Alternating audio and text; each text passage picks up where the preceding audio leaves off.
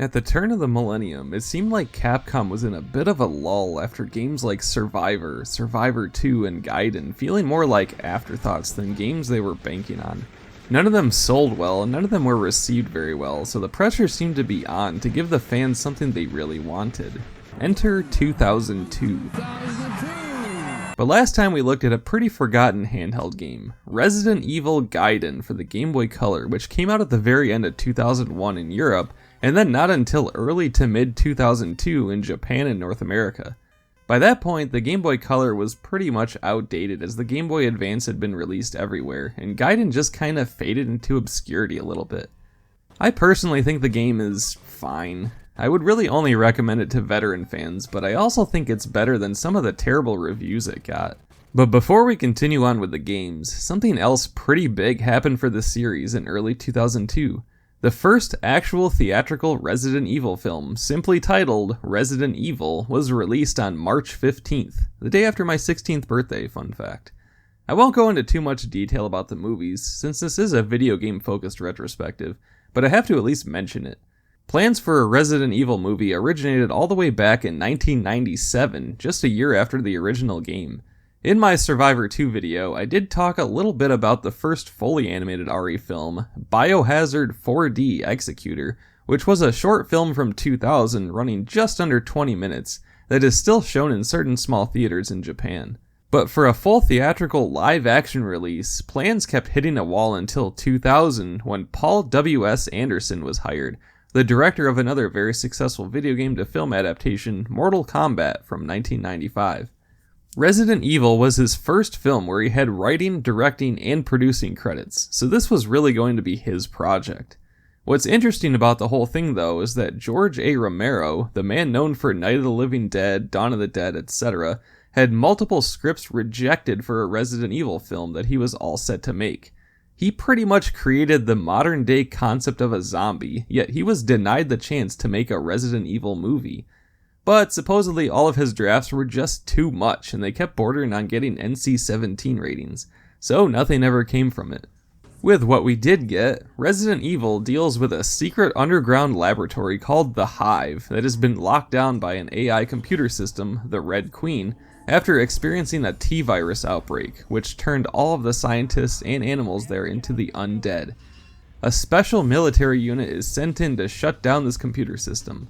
Meanwhile, a woman named Alice, played by Mia Jovovich, wakes up in a mansion above the lab experiencing amnesia, and goes down to the Hive with the rest of the military unit as the rest of the movie unfolds.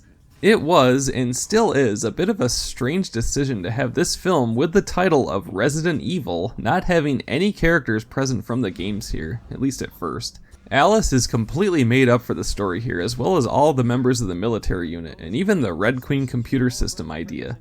For some familiarity, there is a mansion, although very little time is spent there. There is an underground lab, the T-virus, a focus on weaponry, some zombies, zombie dogs, and even lickers here. But otherwise, it's a brand new story. The movie was quite successful, bringing in over $100 million at the box office, but fans and critics were pretty mixed on it overall. There's more of a focus on action than horror here, and it really just tries to be a B-action movie with zombies. By the time it came out in early 2002, I did not go see it in theaters, as I didn't see myself as a fan of the series at that point. As of March of 2002, I had only ever played Resident Evil 2 for the N64 as a one-time rental a few years earlier.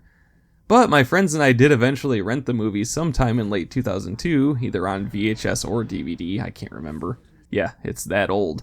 Because I had also very recently had my second Resident Evil video game experience, the topic of this video. Compared to the mostly lackluster 2000 and 2001 years, 2002 was huge for the series. I've mentioned a few times now that a prequel game had been in development for quite a while, entitled Resident Evil 0. Capcom fully intended it to be a Nintendo 64 release, but development on it was soon shifted to be for the GameCube, Nintendo's successor to the N64 that arrived in 2001. Alongside development for RE0 was the next entry in the series, Resident Evil 4, as well as an idea Shinji Mikami had, a 6th generation remake of the original Resident Evil. The original Resident Evil came out 6 years before this release in 1996. But Mikami always felt that relying on what the PlayStation 1 could do never really matched up with his vision. There were a lot of graphical limitations, the live action scenes and voice acting were rushed, and have since gained a bit of notoriety for how bad they were. And for as monumental as the game was for video game history, a fresh remake was a pretty welcome idea. The GameCube, while not as great of a system seller as the new Xbox and certainly not the PlayStation 2, was leagues above the power of the PlayStation 1.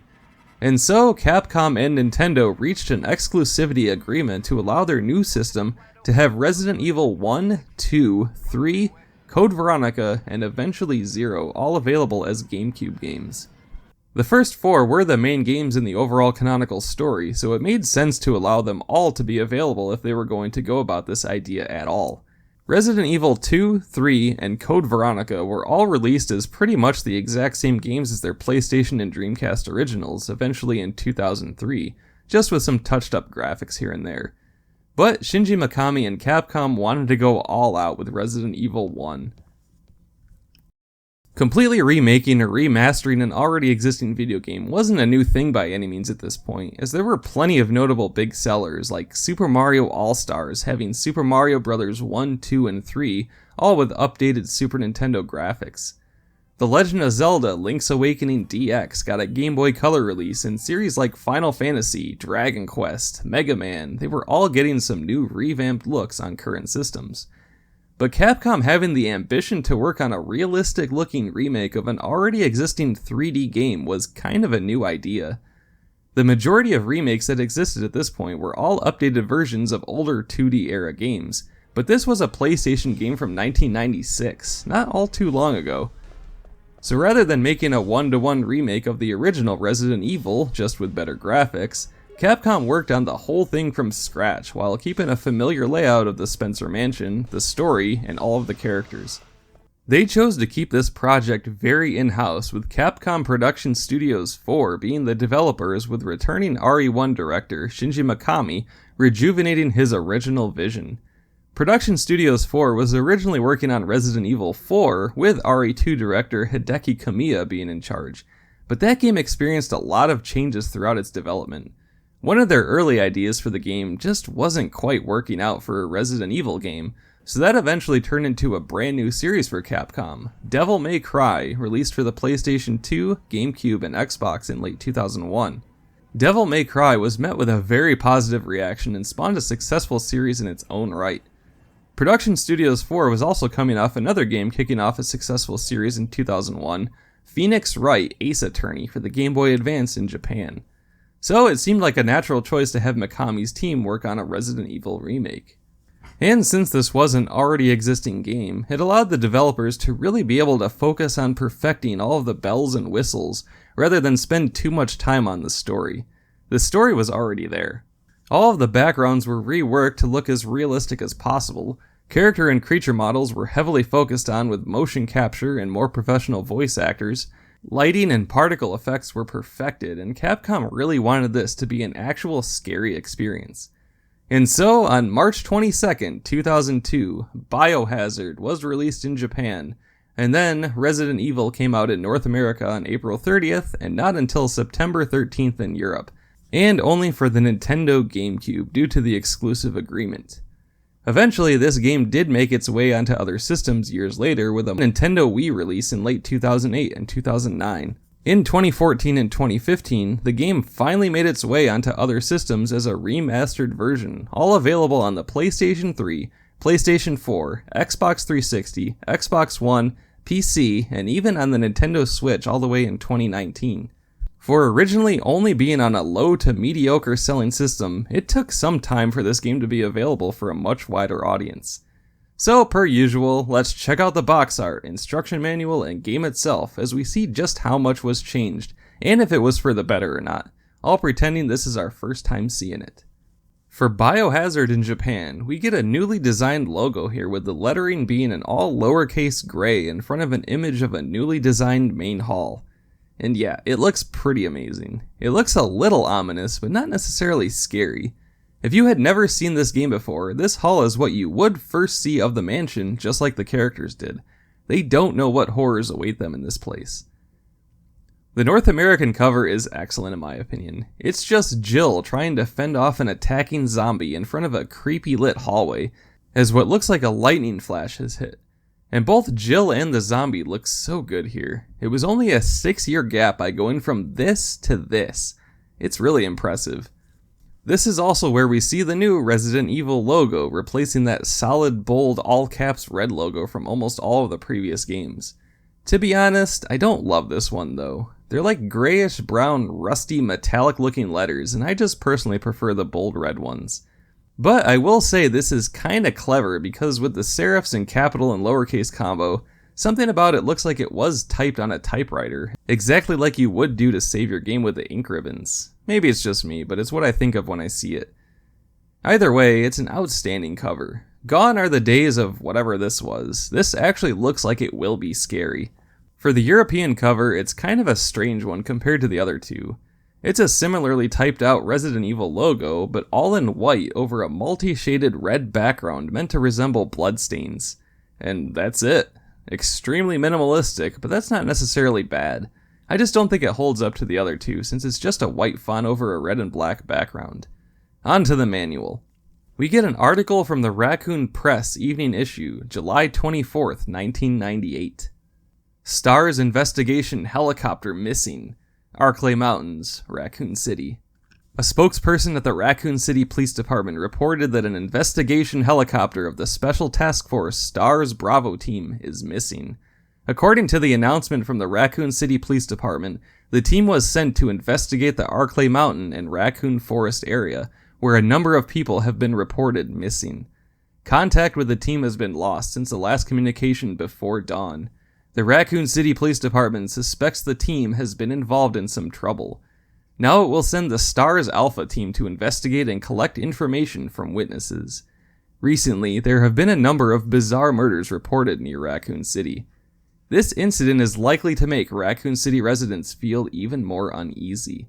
The Special Task Force STARS, Special Tactics and Rescue Service, was founded in 1996 under control of the Raccoon City Police Department to counteract increasing city terrorism and other crimes. And so your ultimate objective is to escape from the mysterious mansion alive. And yeah, obviously since this is a remake in my ongoing retrospective, I'm going to assume you've watched part 1, so we should all already know the story and what happens here. But back then, I'm sure it was many people's first time experiencing the story. It was absolutely mine, so this prologue does help to set the stage for many people. And then of course, we have 2 brief character descriptions here. Chris Redfield is a member of the STARS Alpha team. He is a seasoned veteran who possesses both intelligence and immense strength. He has completed numerous missions by overcoming critical situations and great danger. Jill Valentine is a member of the STARS Alpha team. She is a highly intelligent agent who possesses both quick reflexes and common sense. She has been decorated for her bravery in many dangerous situations where her cool judgment kept herself and others alive. And yeah, they are looking good here. Artwork for the original game had that cartoony comic book style drawings for the characters, but this is going for realism. They look legit. Alright, let's get into the game.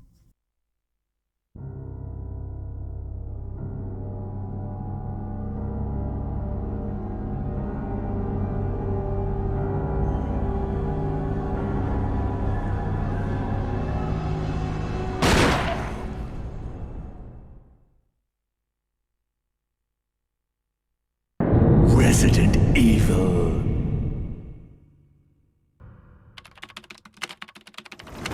Alpha Team is flying around the forest zone situated in northwest Raccoon City, where we are searching for the helicopter of our compatriots, Bravo Team, who disappeared during the middle of their mission. Haven't found it yet? No, not yet, Brad. Bizarre murder cases have recently occurred in Raccoon City. There are outlandish reports of families being attacked by a group of about 10 people. Victims were apparently eaten. The Bravo team was sent in to investigate, but we lost contact. Look, Chris! Bravo team's helicopter was a derelict.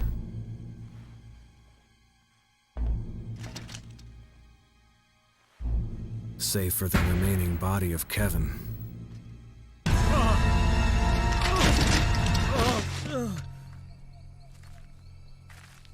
We continued our search for the other members, and it turned into a nightmare.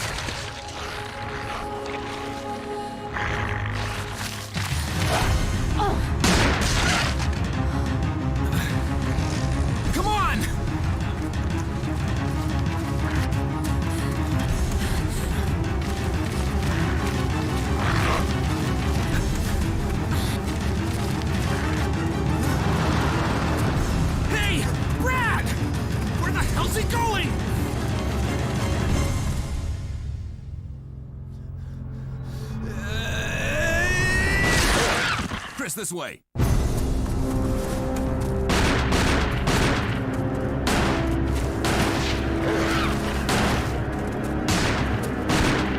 it! Make for that mansion!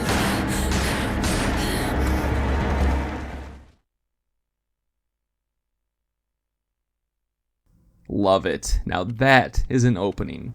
Functionally, it's the exact same opening as the original here, but cleaned up in just about every way. They were able to show off what the GameCube could do here too, with some clever shots of the extremely zoomed in television screen, character movements, Joseph's eyes moving back and forth, which always stood out to me as a subtle cool moment, and just an all-around foreboding atmosphere. They even do the point of view change to Joseph's camera, which adds to the disorientation of when he finally meets his demise.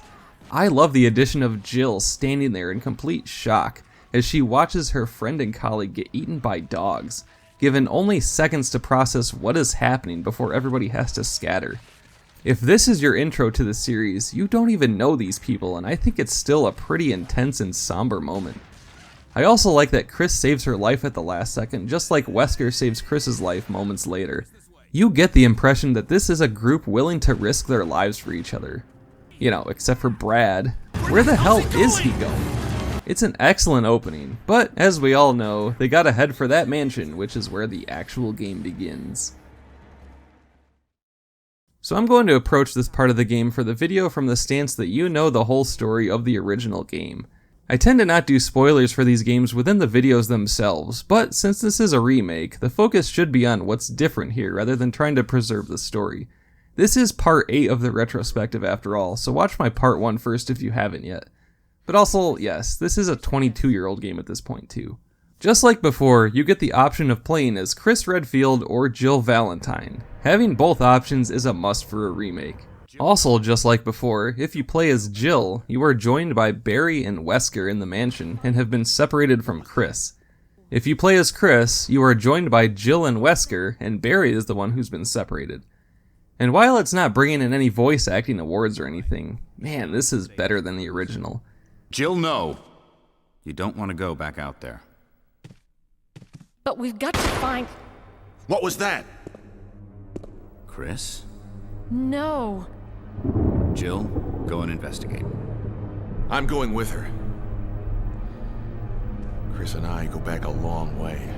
Don't get me wrong, the original's voice acting truly has a warm place in my heart, and I love it for just how bonkers it really is. How about going down to check by yourself? I have a rope here. Oh, do you?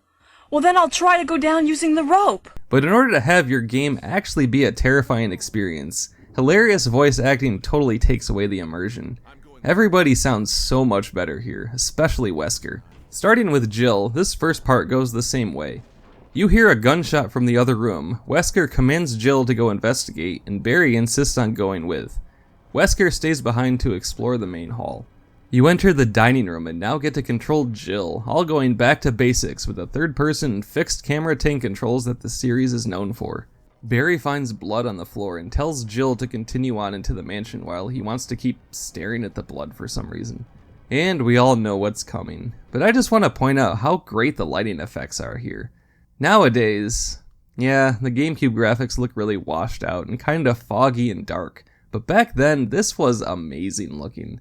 Just that simple view of the hallway light shining down on Jill is impressive looking even. But then it happens. The first zombie reveal as it's chowing down on poor Kenneth J. Sullivan of the Bravo team. As you can see him still twitching. It's gruesome stuff.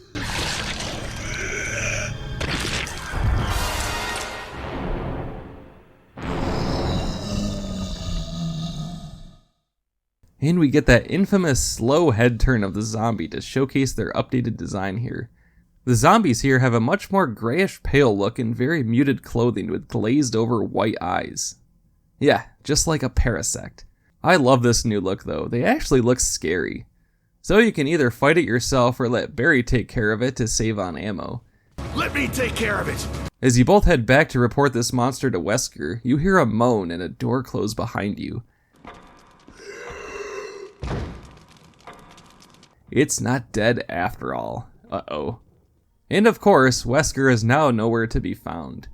But for something slightly different here, Barry suggests that you both explore the first floor separately and that he'll take the dining room. Before, you had the option of where to explore, but Jill says she will go to the east door, so it's just trying to guide you more here. Barry then gives you a lockpick, since Jill would make better use of it. No more Master of Unlocking line. It's a lockpick. You'd make better use of it. You, the master of unlocking. And thus the game begins here. In Chris's version, Barry is missing as I said, but after the gunshot, Chris volunteers to go investigate while Jill stays back with Wesker. Another difference here is that Chris doesn't actually have his gun. He had it in the intro scene, so I don't exactly know what happened to it, but your encounter with the zombie is just with a knife. Going back to the main hall, Jill and Wesker are both gone, but they left a handgun on the ground for you at least. It's a strange way to go about it, but it's what happens. For the gameplay here, it's back to basics. Jill starts with 8 inventory slots and has a permanent lockpick in a separate space. Chris has less inventory slots with only 6 and has a permanent lighter, but he is able to deal and take more damage than Jill. Ink ribbons and typewriters return for saving. Green, red, and blue herbs return for healing or curing poison. First aid sprays, item boxes, the same type of weapons, Wesker betraying stars, they're all back here. The mansion is mostly the same layout, but there are some changes in new areas here and there. So I think it's best to point out what is different here without going over every single detail or difference, just the main ones. There are a couple real obvious differences here that tend to really work for a lot of fans. Before, when you would kill a zombie, their corpse would disappear when you leave the room. Except this time, you might notice that when you kill a zombie, leave the room and come back, their corpse remains. After some time has passed, the zombie will mutate into what is known as a crimson head. Crimson heads are faster, hit harder, take more bullets to take down, and have long claws. If you did not know this was going to happen, it's a pretty legit jump scare when that zombie you were sure was dead is all of a sudden literally running at you. It's an incredibly effective surprise, and even if you know they are a thing, they're still pretty intimidating. The only way to prevent a zombie from mutating into one is to either get a lucky headshot decapitating it, or utilize the limited amount of kerosene around the mansion, in which added with your lighter can burn the zombie for good. That's one benefit for using Chris, since he has a permanent lighter spot. Another mini addition here too are the self-defense items. These act as kind of a free hit if you get attacked and have one equipped. Jill can use stun guns, Chris uses flash grenades, and they can both use daggers. They'll either stun a zombie to allow you to run by it, or in some cases, can decapitate them like with Chris's flash grenades. But probably the biggest change here is the additional content, most notably with the cabin. The entire outside looks different from the original game, and going down a winding path will lead you to a decrepit looking cabin. This is where your encounter with Lisa Trevor comes into play, a celebrated addition to the game because she is both terrifying with an incredibly sad backstory at the same time. Without going too much into it, at various points in the game, you'll hear some wailing and chain sound effects in the distance, not knowing where they're coming from or from who.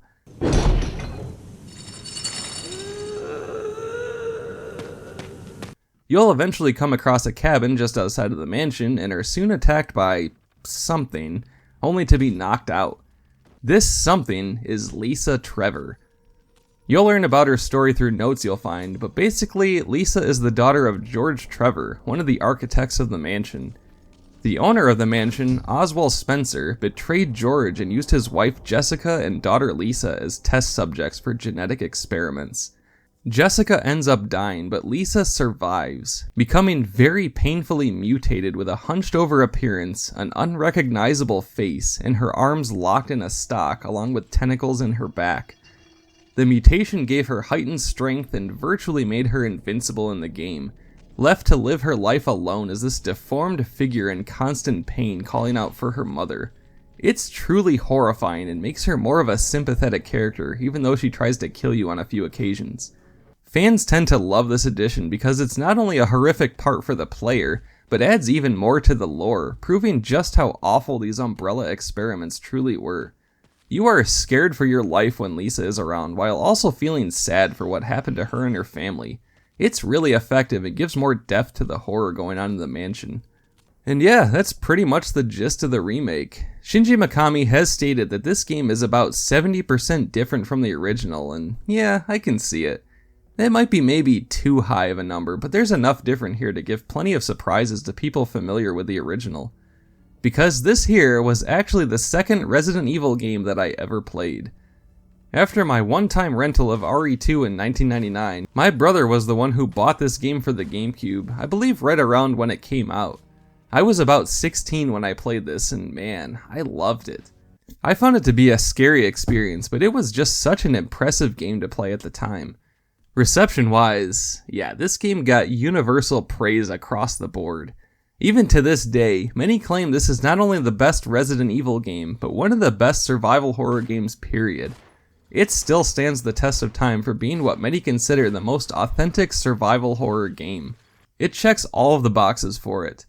Funny enough though, it's actually not even in my top 3 for the series. Probably top 5 though. It's impressive of what they did here by turning the original, which was, let's be honest, kinda seen as a joke these days, into a scary experience while still being fun to play. I know I've pretty much pointed out only praise for it in this video, but there's really not a lot to complain about with it. I guess I can say that it's definitely the most effective your first time around, so I don't think repeated plays have quite the same impact. You can still certainly have fun on repeated plays, and I most definitely have, but there's something special about not knowing about Lisa Trevor or the Crimson Heads and all of the little subtle surprises along the way. Also, I've never really loved the boss fights in these games with tank controls, and they mostly work the same way here. You basically just equip your strongest weapon, stand still and shoot on repeat, and move out of the way on occasion. That's not isolated for this game by any means, but it's pretty much the same here. And I don't know, that's about it. As I said, I didn't play the original before this, so I had no idea about what was different or not. Sales-wise, this is kinda where the problems started to come forward. It was a top-of-the-line remake of a high-selling, genre-creating game. It got universal praise on release and is still considered to be an S-tier survival horror game by most. And it only sold about 1.3 million copies. It did end up being the 24th best-selling GameCube game of all time, but 1.3 million for such a beloved game is pretty low, especially compared to the original selling over 5 million copies on the PlayStation alone. And yeah, I think you can piece together why that is. The GameCube simply could not keep up with its competition in the 6th generation, and this game was part of that exclusivity agreement. It may have had the graphical power to be on the GameCube and look great, but the PlayStation 2 dominated so much at that time that not many gamers were looking at a Nintendo system for an awesome survival horror experience. Out of the 11 GameCube games that cracked 2 million sales, over half of them are Mario games, with some Zelda, Pokemon, Metroid, and Animal Crossing thrown in. Resident Evil is absolutely the black sheep of the bunch there, and it really took some time for this game to get its due. Nowadays, it's all over the place, which I went over earlier, but I almost felt like I was playing some kind of hidden gem back then, since I was all about the GameCube. We never had any PlayStation growing up, so I was only able to play the RE games that were on Nintendo systems, and it was looking kinda grim that this would stay strong. I didn't know details about game sales and all that back then. We had just barely gotten the internet at this point, but I was there. I was one of the few who experienced the remake of Resident Evil on the GameCube at launch. And I feel like my fandom really started at this point. With the praise this game was getting, combined with the financial success of the film, it felt like Resident Evil was really riding high again. Makes you wonder how everything would have gone had they released a version of this game on the PS2. Next time, we're finally at the release of this long-awaited and long-developed prequel to Resident Evil. We are now at the midpoint between the RE1 remake release and the GameCube ports of RE2, 3, and Code Veronica. So in between them, there was a brand new canonical Resident Evil game, also still only on the GameCube. Join me next time as we look at Resident Evil 0. Paraspectre will return. You! Freeze! Get away from him, Jill! He's insane! What's going on around here? I can't figure it out. Same here. Chris and now Wesker. Oh god, what did I do now? Wesker! Barry! Help! I just had something I wanted to check. Anyway, we should get back to searching for Wesker and Chris. Other than I'm still alive in this madhouse? No. Hey, hold on a sec. Look what I've found. What? A can of fizz. Oh, don't worry. I like the buddy system we have here. I see. Here, Richard. I'm gonna give you a shot. Does it ever not hurt? This room is equipped with all sorts of medical supplies. I could pretty much treat any wound. Want me to treat your wounds? Somebody sure knows how to get a deal. That sounded like Moonlight Sonata. We'd better get our priorities straight and get back to our investigation. Rebecca. I know, but just a little bit longer. Chris! I need serum. Serum. I remember seeing it. I'll be right back. Just hang in there. Oh, thank God I made it in time. That was a close one. A second late, you would have fit nicely into a sandwich. Really? Thanks.